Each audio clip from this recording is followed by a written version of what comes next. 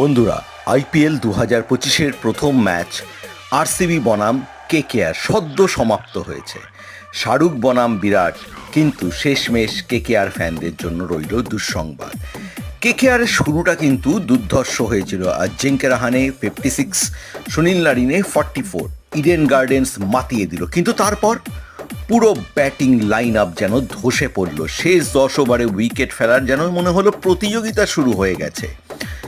এদিকে আরসিবির পাওয়ার প্লেতেই কিন্তু বিধ্বংসী কিং কোহলি 59, 36 বলে, আর ফিলিপ সল্ট 56, মানে যেন শেষ করে দিল, গুড়িয়ে দিল কেকেআরের দুর্গতে এসে।